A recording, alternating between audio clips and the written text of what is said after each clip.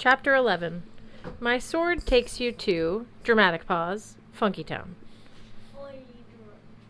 Back when I was a regular mortal kid, I didn't know much about combat. I had some murky ideas that armies would line up, blow trumpets, and then march forward to kill one another in an orderly fashion. If I thought about Viking combat at all, I would envision some dude yelling, "Shield wall!" and a bunch of hairy blonde guys calmly forming ranks and merging their shields into some cool geometric pattern like a polyhedron or Power Ranger Megazord. Actual battle was nothing like that. At least, not any version I'd ever been in. It was more like a cross between interpretive dance, lucha libre wrestling, and a daytime talk show fight. The 9 sea giantesses fell upon us with a collective howl of glee. My friends were ready. Mallory Keene flipped onto grasping Wave's back and plunged her knife into the giantess's shoulders. Halfborn Gunderson dual-wielded mead goblets, slamming Heffring in the face and Un in the gut. TJ lost valuable time trying to load his rifle. Before he could fire, the lovely Himaliva turned into a tidal wave and washed him across the hall. Hearthstone threw a runestone I hadn't seen before. It hit Biglia, with a bright flash, liquefying her into a large, angry puddle. Sam's spear of light shimmered in her hand. She flew upward, just beyond reach, and began blasting giantesses with arcs of pure Valkyrie radiance.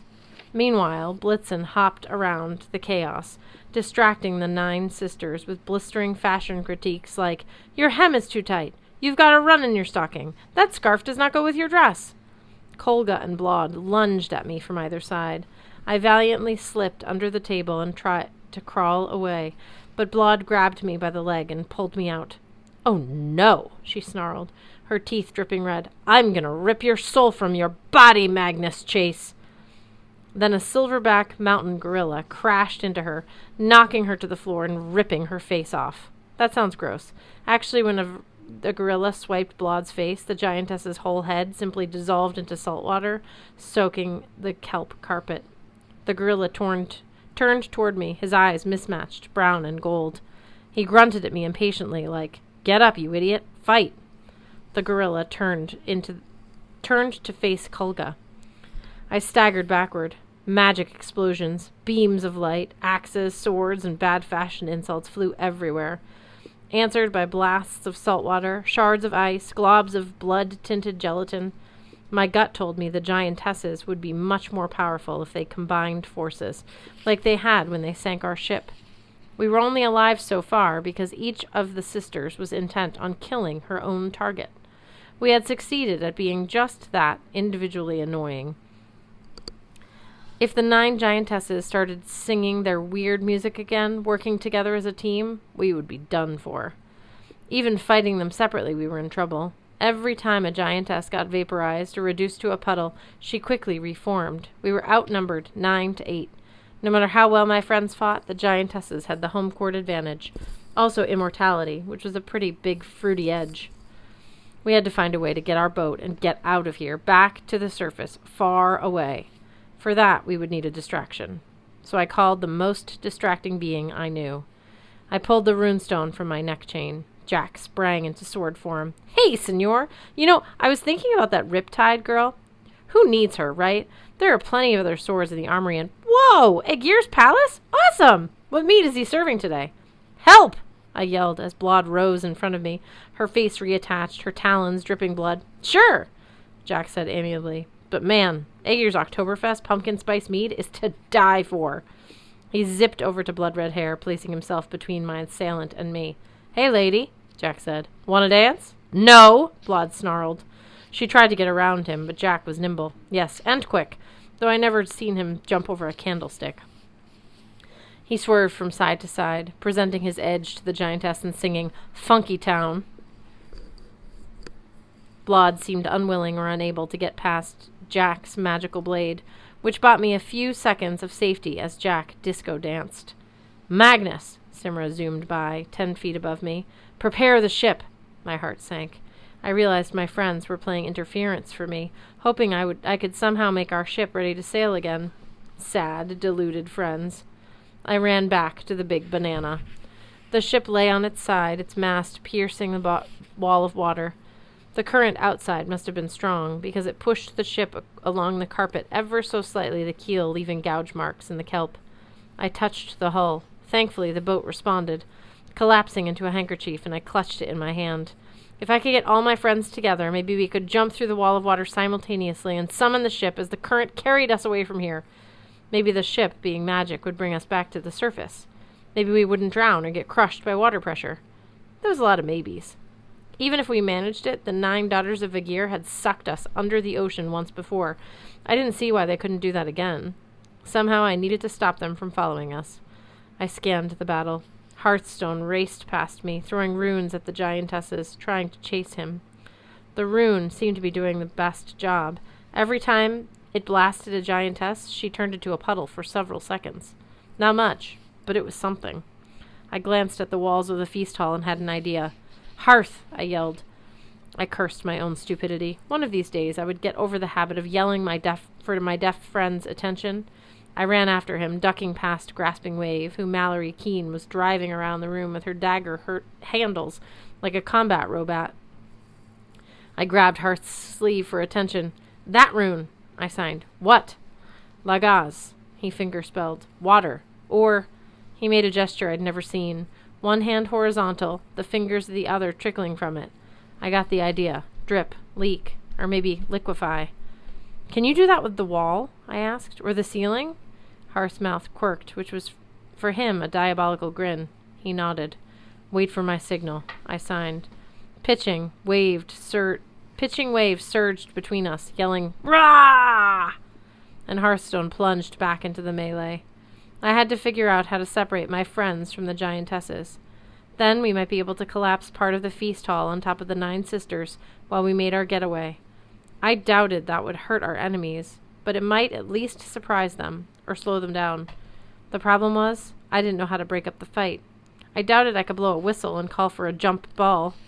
Jack flew back and forth, harassing giantesses with his deadly blade and his even deadlier rendition of a 70s disco classic.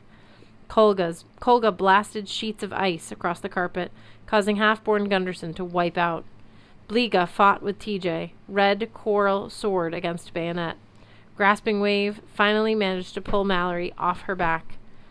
The giantess would have ripped her apart, but Blitzen tossed a dinner plate that smashed the giantess in the face.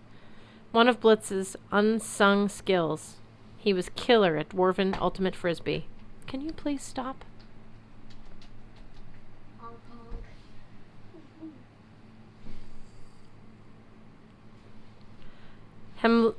Himalingva lunged for Simra. She caught Sam's legs, but Alex lashed out with the garrote.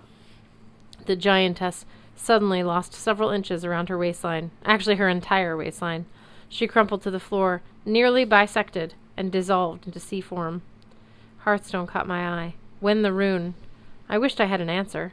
My friends couldn't keep up the fight forever. Please stop. I considered summoning the Piece of Frey, my super timeout power that blasts everybody's weapons out of their hands, but the giantesses weren't really using weapons, and I didn't think my friends would appreciate being disarmed. I needed help. Desperately. So I did something that didn't come easy for me. I looked toward the watery ceiling and prayed earnestly, not snarkily. "Okay, Frey, Dad, please. I know I sounded ungrateful earlier about the bright yellow ship, but we're about to die down here, so if you've got any help you could send me, I'd really appreciate it. Amen. Love, Magnus. Magnus Chase, in case you were wondering." I winced. I really sucked at praying. I also wasn't sure what help a god of summer could send me at the bottom of Massachusetts Bay. "Hello," said a voice right next to me. I leapt about a foot in the air, which I thought was pretty restrained under the circumstances. Standing at my side was a man in his late 50s, stout and sun-weathered as if he'd spent decades as a lifeguard. He wore a pale blue polo shirt and cargo shorts, and his feet were bare. His feathery hair and close-cropped beard were the color of honey, flecked with gray. He smiled, like we were old friends, though I was sure I'd never seen him before. Hi," I said. Living in Valhalla, you get used to strange entities popping out of nowhere. Still, this seemed like an odd time for a casual encounter. I'm your grandfather, he offered. Right, I said, because what was I supposed to say?